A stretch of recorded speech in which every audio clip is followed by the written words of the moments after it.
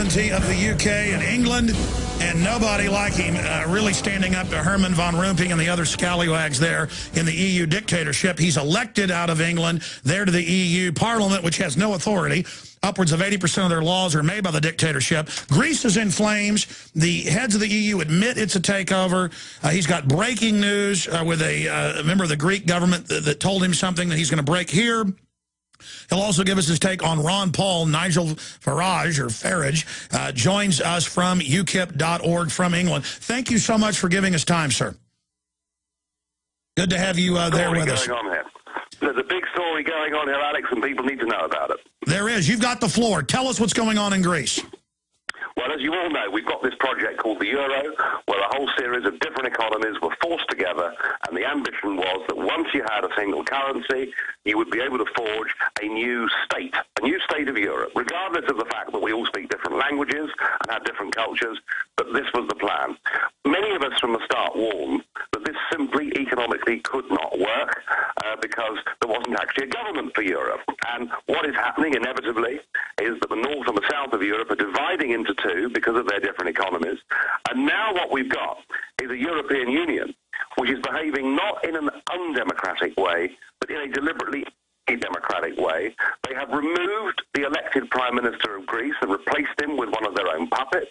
And even a country the size of Italy, their Prime Minister has gone and been replaced by a former EU Commissioner.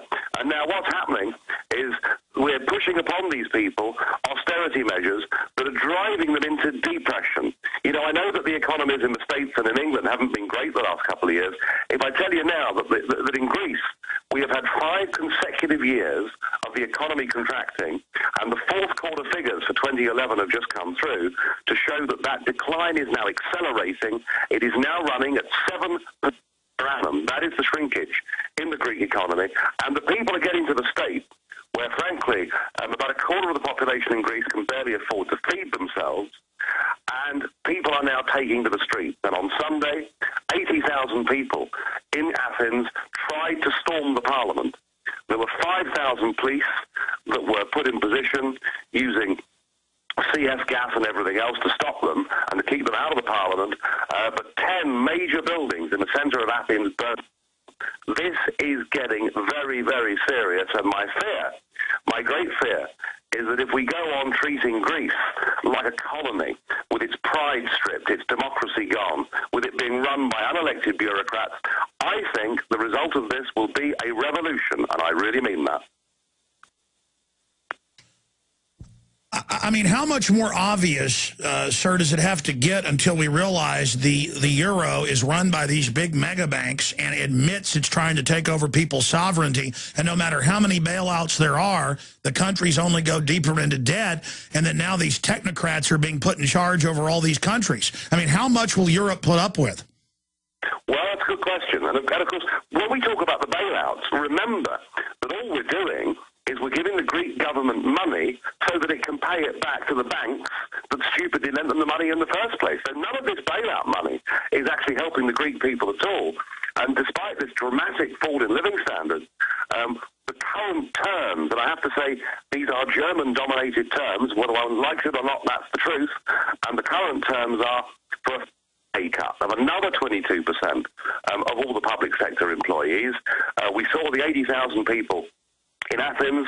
There were all protests going on in every single major Greek city and town, and you know, you get to a point where you say, just, you know, what else can people do? I mean, if you can't change your future through the ballot box, violence is the only resort you have left. Now, they deployed 5,000 police, as I just mentioned, on Sunday. The Greek Prime Minister said, we will not tolerate this behaviour.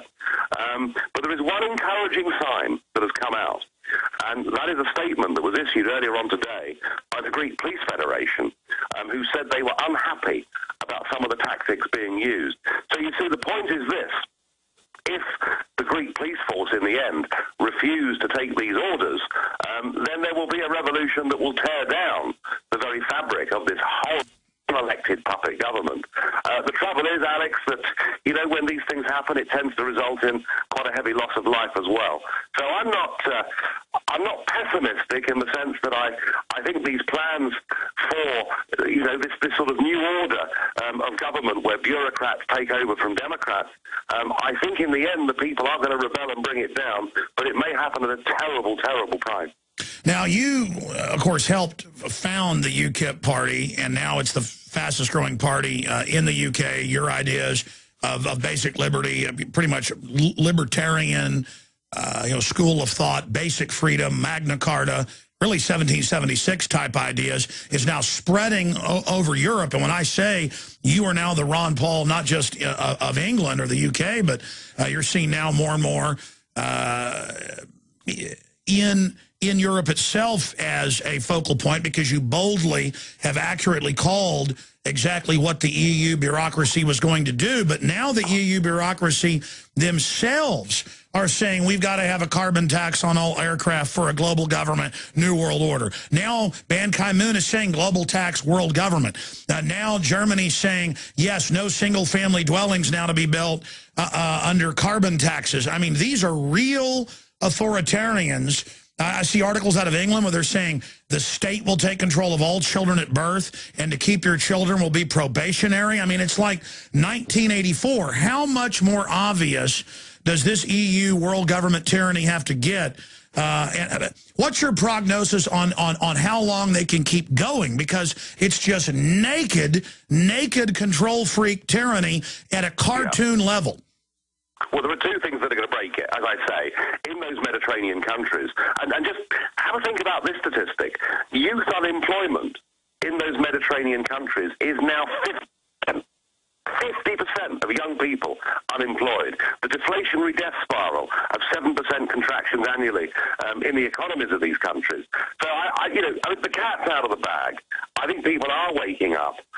What we're really waiting for, I think in many of these countries, we need some more strong leaders to emerge. We need some people with clear thinking. We need some people that understand that democracy and liberty are things that are so vital and important in a free country that indeed our grandparents actually went to war to defend those very principles that are now being surrendered. And the other thing in the end, I think, that might break it too, are the markets. Because whatever they try and do in Europe, and they say, oh, well, it's all the speculators, it's all the speculators. But what the bond markets reflect is that investors realize that these countries are basically going bankrupt. And it's all well and good. They can bail out Greece. They can turn Greece into a colony. They can do the same with Portugal. Small countries. But remember, the question that is now being asked is, what about Italy too? Italy is a big country in European terms with 62 million people. It's one of the biggest countries in Europe. And it seems to me that when the bond markets take fright in Italy, and I confidently predict that will happen, then, you know, however much money they print, whatever kind of Ponzi scheme they try and come up with, I think the Italian problem may prove to be just too big to them. So it could end in financial chaos as well. All right. Now, again, I'm not just, you know, here praising you for no reason. Your debates, your discussions, the articles you've written going back years are all there on record. You accurately predicted what is now happening in Spain and Portugal and Italy. You predicted what would happen in Ireland. Everybody's seeing that globalism is death to a country. But we're also learning that most of this debt is the government signing on to the big mega banks' debt. And the mega banks are using the crisis to try to shut down all their competition. They're trying to move the power to Frankfurt, as you've exposed. So there's this major internal power struggle going on in the elites. We saw your own prime minister go from being a cheerleader for the Euro takeover of what's left of the UK to now having to reverse himself. I want to ask you why he did that, and what does that move signify? Well, David Cameron went to a summit before Christmas, and if you remember, he was supposedly going to veto this new European treaty, this fiscal union treaty. The truth of it is, he was a reluctant hero. He didn't really want to do that, but the financial transaction tax that was being proposed would have meant Britain paying 80% of the bill, and it would have closed down our biggest single industry. And you know, one of the at in Britain. We're good at financial services. I don't mean mega banks. I mean the insurance industry. I mean the investment fund industry. I mean the foreign exchange industry. Was a reluctant hero, but they've managed to drop that proposal, and he has now collapsed, and he is now supporting openly the plan for democracy to be abolished across the whole of Europe, and people like my old friend Herman Van Rompuy to become effectively unelected dictators. Cameron, believe you me, guys, Cameron is part of the problem, not part of the solution. He supports carbon taxes. He's a total believer that we need supranational organizations to control our industries and our output. And Cameron is in fact disappointing now. I think millions of right-minded, conservative, Eurosceptic, patriotic voters in Britain, and the Conservative Party in Britain is in real crisis now. All right, expanding on the mood in Britain, the mood in the United States, the mood in Europe, people are waking up to the New World Order, but these bureaucrats are not even disagreeing with you. They're saying in The Economist magazine and Rumpi and the new head of the EU are all saying, yes, we're going to set the rules and you can't vote on it. Yes, we're going to send tax collectors into your country. Yes, we're going to do whatever we want. And yes, so instead of denying it, they're just giggling wildly when I watch these debates on C-SPAN or on YouTube and laughing at you and looking like, you know, miscreant villains out of a Bond movie. Why are they so arrogant, and will it backfire on them? They're arrogant because they hold the cards at the moment. You know, they are in possession of the status quo. It is the tyranny of the status quo. But you're quite right about their arrogance. This afternoon, I met Mr. Monti, who is now the appointed Prime Minister of Italy. And he was effectively just sticking two fingers up to us and saying, look, I'm in charge, whether you like it or not, this is the way that it's going to be. So there is a sort of a mood of hubris amongst these people going around at the moment, but I still believe that nemesis will follow, because the markets will break them, and the peoples of Europe, the peoples of particularly the Mediterranean, you're going to see revolutions, Alex. I mean it. I mean it. You're going to see mass movements that bring these governments down. You cannot drive people into hopeless poverty. You cannot remove them of their pride and self-respect and not get a massive reaction. And I think what we saw in Athens on Sunday with those, I mean, you know, anyone that's seen the TV pictures, they're incredible pictures. I mean, here is this ancient capital of Greece, you know, the country that invented democracy, and much of it going up in flames. And as far as I'm concerned, you ain't seen nothing yet, because these new proposals are so bad that you push people too far, they will respond and react. I would rather this didn't have to happen. I would rather we had proper democratic solutions, but I'm afraid the bad guys have possibly just got too much power now for anything other than some massive social upheaval bringing it down. Well, everybody uses Hitler as an analogy, but you've got to use it if it fits. You talked about Europe militarily trying to take over Russia and England, Britain, and, you know, Hitler turning east like Napoleon. Now these bureaucrats have that same megalomania, power-mad hubris, and they're going wild. And they're telling Greece, we're going to take even private pension funds. They're now announcing that here, take part of them. They're telling Portugal that. Now your own pension fund is supposedly welfare, while saying, you know, you have to live under austerity, but then the governments themselves are stealing trillions of dollars to give it to their friends. They're the ones that are really on corporate welfare. And so it's just all coming to a head. And you mentioned that you met with a member of the Greek government. And tell folks that story. Yeah, well, let me tell you this story. Last week, I was in Brussels, and I got a request from a guy, could he come and see me? An elderly man in his late 70s with a very distinguished career behind him. This guy had been a Greek ambassador to several major countries around the world. He'd even, on behalf of the Greek government, negotiated back in the early 1980s, Greece's membership of the European community. So I'm talking about somebody here who is a real establishment figure in Greece, and a very charming and a very nice man in many ways. And what he told me frightened the life out of me.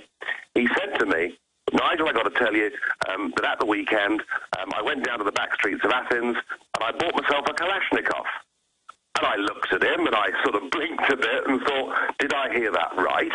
He said, yes. He said, I got to tell you that myself and my friends, those of us that are comparatively well off, we live on the outskirts of Africa, we live in big detached houses, and we're all going down, and for €100, buying Kalashnikovs because we believe the time is close when we're going to have to defend our property. So desperate are the ordinary poor people for food and possession. And when you think about, somebody of that social status who is so scared he's buying a Kalashnikov to defend his family, you realize that we've actually got in some of these countries, we are on the edge. We are literally on the edge of a total breakdown in society. And, I'm sure there are some big banks and big industrialists who perhaps are rubbing their hands and saying, well, the sooner Greece goes bankrupt, the better, because we can buy up the shipyards and buy up the islands and buy up the land. But the sheer price in human suffering, I don't think that, frankly, the world's normal, formal media is not giving the right level of attention to. Well, the globalists are going to have a lot of trouble ever getting away with this. I mean, that's the problem. They're committing such huge crimes. Look what they did in Argentina 12 years ago. They've done this over and over again. And the worst part is they then scapegoat capitalism and blame it when this is not capitalism doing this. This is bureaucratic crony insiders robbing everyone. Yeah, I mean, it's almost a new form of communism, isn't it, really? If you think about it, it is the state and the big banks wanting to control absolutely everybody's lives. They couldn't give a damn about how much human suffering and misery they cause. They're stripping away the basic fundamentals of liberty, of democracy, of all the things that we in the West have held dear for years. And I have to say that for many, many years over here, I was a very lonely voice. But I tell you what, I'm hearing more voices now, and there are more people, even amongst the political class, who are now having the courage to stand up and say things. Amazing. Nigel Farage, one last segment with you. We'll be back with some other key questions straight ahead. All right, final segment. I could talk to this guy for 10 hours. He's a hard guy to get on with. He was just meeting with the new appointed dictator of Italy right before he got on the show. But here he is with us, the Ron Paul of Britain and now of Europe. I mean, really emerging as the main focal point leader along with UKIP, ukip.org, if folks want to get involved with a true group fighting for sovereignty against this global tyranny. We were talking during the break about him surviving a horrible freak plane crash that the pilot's still in really bad shape from, and how suspicious that was, but hopefully they won't have a second one, because then it'll really be obvious. We were talking about getting out of the euro, but you were pointing out during the break, it's designed as a fraud, and so it's like impossible to get out of unless people just wake up to the fraud. Yeah, I mean, these guys that set this European project up were very, very clever, very, very devious people, and they wrote the treaties in such a way that you were designed to get into the thing, but never, ever to be able to get out of the thing. It's rather like a lobster pot or a crab pot. There's a nice juicy bait, and you can get into the pot easily, but getting out's impossible. So there are no provisions in the European treaties for any country ever leaving the euro. That is how they set this whole thing up. These are bad people, and as far as I'm concerned, these treaties should be declared null and void, because the most massive fraud has been perpetrated upon the peoples of Europe. And I think the great public, in France and in Germany, the ordinary people are beginning to wake up to what's been done in their names. Ron Paul, what's your perspective on how the media has been ignoring him and demonizing him? It's fascinating. I must say, the more I listen to and the more I read what Ron Paul has to say, the more fascinated and the more respect I have for this guy, because this guy's got courage. He understands that people want to be set free from big government, and he's not, he's not scared of taking on any issue at all. And I watch him. There was one of the primaries the other day where Ron Paul got 27%, an amazing figure, and yet the BBC virtually refuse to even admit the fact that he's actually contesting the race. And I understand that many conventional parts of the US media have been the same. And it's kind of, you get a Ron Paul figure that comes along and challenges basic assumptions. And perhaps to some extent I've tried to do some of the same things over on this side of the Atlantic. And it's like a media blackout. So I just admire Ron Paul. He's worked hard at this for years. And whilst he's not going to become the president, I think the ideas that he's sowing in America, and particularly amongst the younger generation, those ideas will survive long after Ron Paul. All right, in closing, sir, and I've, again, been honored to have you with us right after your meeting with the dictator of Italy. Is the tide turning? Has it turned, or are we close to turning it? I mean, where would you put us on a timeline? Because, I mean, now you can see the euro collapsing. It's being talked about more. Or will it just collapse into something even worse? We are now entering in Europe the single most dangerous period that we've been in since 1945, and I don't say that lightly. This is because, as the project fails, the determination of its authors to maintain the project becomes greater. We've already seen them do things that nobody could have believed. The removal of elected prime ministers in Greece and Italy perhaps being the best example of that. I even wonder,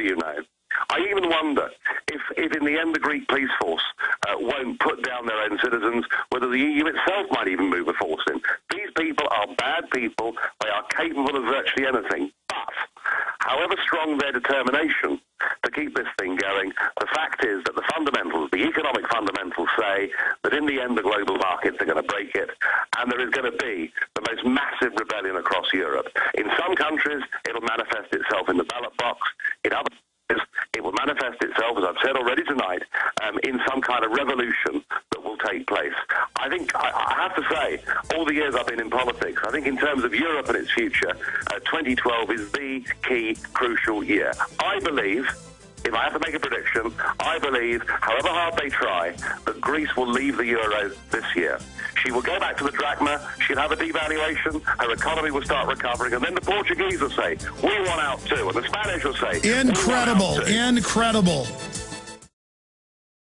Okay, we've gone into overdrive with Nigel Farage, of course, a member of the European Union Parliament, the main leader of the UK Independence Party, and just an amazing individual who, if you haven't, the reason I'm a big fan, and I'm talking about big fan, like people are soccer fans or football fans, I'm a fan of people kicking globalists hind end. And they hate him when he gets up there to those sniveling slime bags like Rumpy. He's been censured or threatened with censure as well. But he was finishing up with his prediction. So recap that and finish up, sir. Yeah. Well, I think 2012 is going to be the single most important year that we've seen in Europe, certainly in the time that I've been involved in politics. Everything is coming to a head. These guys will do everything they can to try and defend their Euro project and to try and keep their big government project going, but they're having trouble with the markets, they're having trouble with the peoples of Europe as they were in Athens standing up and rebelling. Predict that in 2012, Greece will leave the euro. And once one country's left the euro, had a devaluation, and other countries see that suddenly, with a currency at the right level, suddenly investment starts to come in, people start going on holidays to their country. I think then we'll see countries like Portugal, Ireland, Spain, and possibly even Italy saying to themselves, hey, we've been sold a pup here, this thing's a con, we've got to get our currencies back, we've got to get our democracies back. I am confident that 2012 will mark the beginning of the end of this appalling, disgusting project.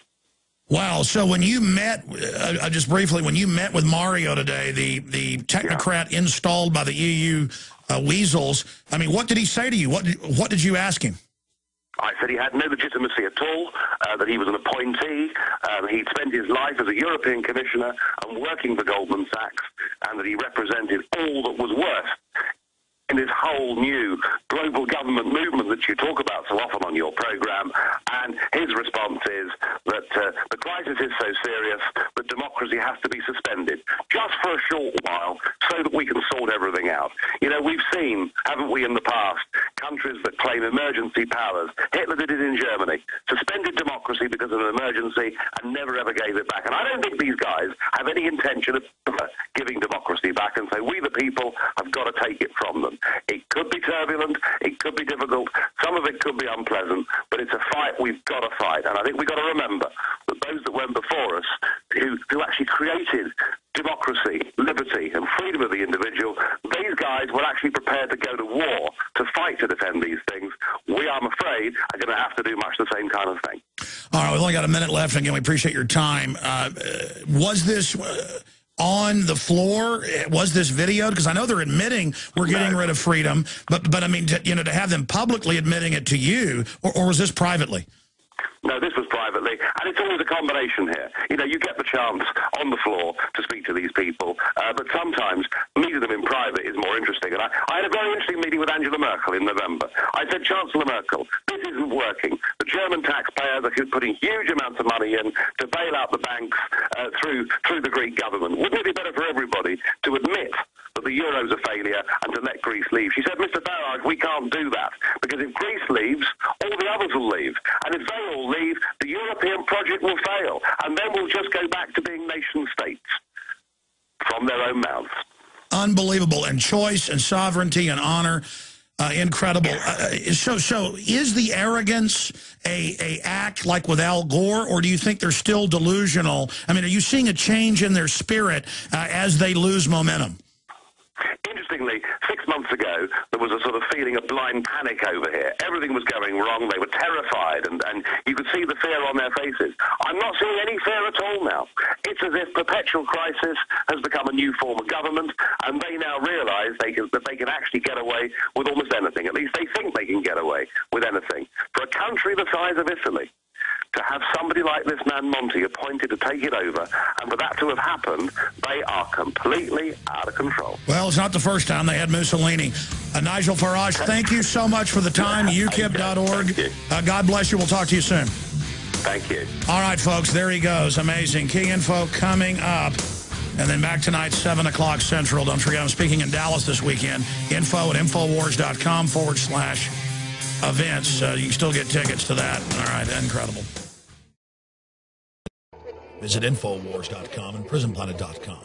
When you're on the site, you can also tune in 24 hours a day to my daily radio broadcast. There's also a free iPhone app to listen to the syndicated radio show when and where you want.